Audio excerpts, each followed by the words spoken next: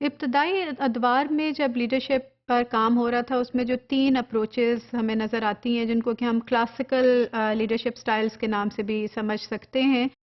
वो उसमें जो अहम रिसर्च हुई वो कर्ट लिवन की थी। कर्ट लिवन ने जो रिसर्च की और उनके जो को रिसर्चर्स थे उन्होंने 1939 में ये काम किया और उस वक्त उनका शायद डायरेक्ट फाइंडिंग्स जो थी वो उनका डायरेक्ट लिंक हमें लीडरशिप पे एक वाइडर एस्पेक्ट के साथ शायद नहीं नज़र आता या उस वक्त उनका स्कोप ऑफ वर्क ये नहीं था, लेकिन इवेंचुअली ये बहुत अहम और मुफीद साबित हुआ और इसने बाद में आने वाली सारी की सारी रिसर्चर्स पर एक इम्पैक्ट छोड़ा।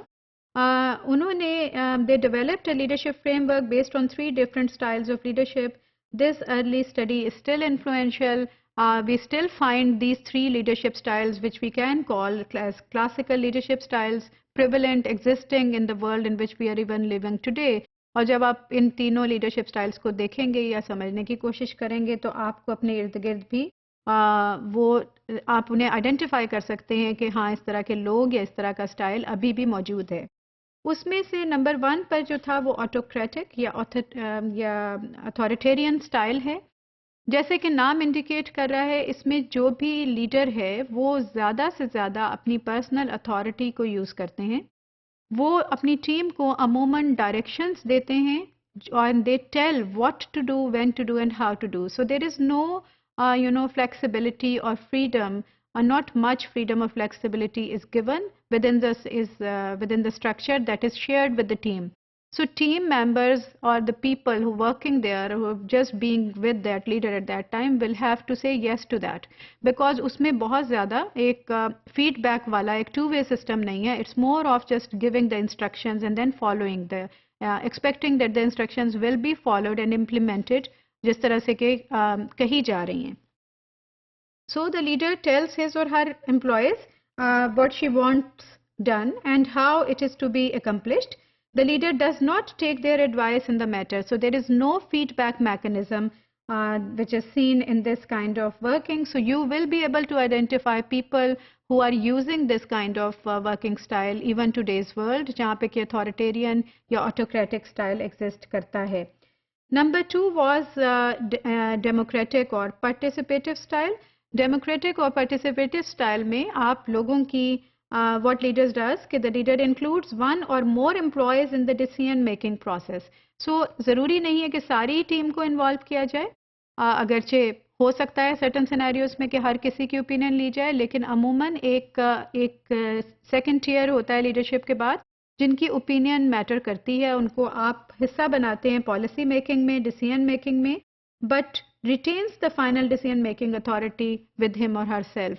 लेकिन जो फाइनल एक तरह से एक जो अथॉरिटी है या एक जो वेटो करने का किसी भी चीज़ को इख्तियार है या फाइनल डिसाइड करने का इख्तियार है वो लीडर अपने पास रखता है. लेकिन लोगों की ओपिनियन लेना ये एक स्पेसिफिक ग्रुप ऑफ जो एक टियर उसने इस्टेब्लिश किया है सीनियरिटी में उसकी ओपिनियन लेना वो अहम समझा जाता है. तो किसी हद तक उनको पार्टिसिपेशन का मौका मिल रहा है, अपनी ओपिनियन के ज़रिए से डेमोक्रेटिक मैनर में कर रहे हैं.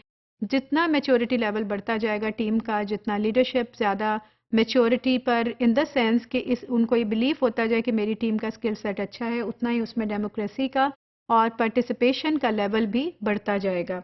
और उसमें लीडर अपना फाइनल ओपिनियन को उससे अलहदा नहीं देखेंगे जो कि टीम कह रही है. वो दोनों की ओपिनियन में बहुत ज़्यादा सिमिलैरिटी होती है. So normally they are both happy.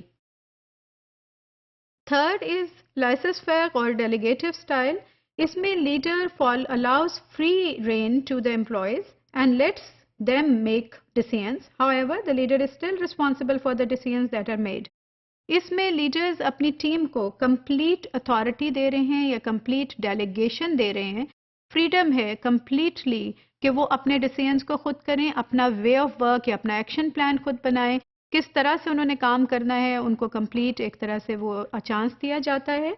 लेकिन leader at the end of the day जो रिस्पॉन्सिबिलिटी है वो लीडर अपनी ही लेते हैं कि अगर ये काम अच्छा हो गया या बुरा हो गया तो इसकी रिस्पॉन्सिबिलिटी मेरे पर ही आएगी. सो टू व्हाट एक्सटेंट हम इस तरह की फ्रीडम दे सकते हैं नहीं, इट इज़ अनदर क्वेश्चन जो कि आपके जहन में आ सकता है. लेकिन ये स्टाइल भी एग्जिस्ट करता है. किन हालात में करता है, क्या मैच्योरिटी होनी चाहिए टीम की, ये सब आपको रिसर्च में इसका आंसर मिलेगा. और फिर हमें ये भी नुमायां तौर पे एक रिसर्च में एविडेंस मिलता है कि अच्छे लीडर्स वो होते हैं जो कि तीनों स्टाइल्स को मिला करके इस्तेमाल करके चलते हैं। कहीं उनको अथॉरिटी भी इस्तेमाल करनी पड़ती है, कहीं उनको डेमोक्रेसी का इस्तेमाल करना पड़ता है, पार्टिसिपेशन का करना पड़ता है, और कहीं पे फ्री कंप्लीट फ्रीडम देनी पड़ती है टीम को। लेकिन एक जो इमेच्योर लीडर होगा, या वो शख्स जो अपने आप को लीडर समझ रहा है लेकिन हकीकत में लीडर नहीं है, या उसको सर्टन फियर्स हैं अपनी टीम के बारे में, या जिसकी टीम बहुत कैपेबल नहीं है, वो प्रॉबली एक ही स्टाइल अमूमी तौर पे इस्तेमाल करेंगे, और वो रिसर्च के मुताबिक सबसे ज़्यादा वो ऑटोक्रेटिक स्टाइल है कि वो अथॉरिटी अपनी सबसे ज़्यादा इस्तेमाल करने के कायल होते हैं।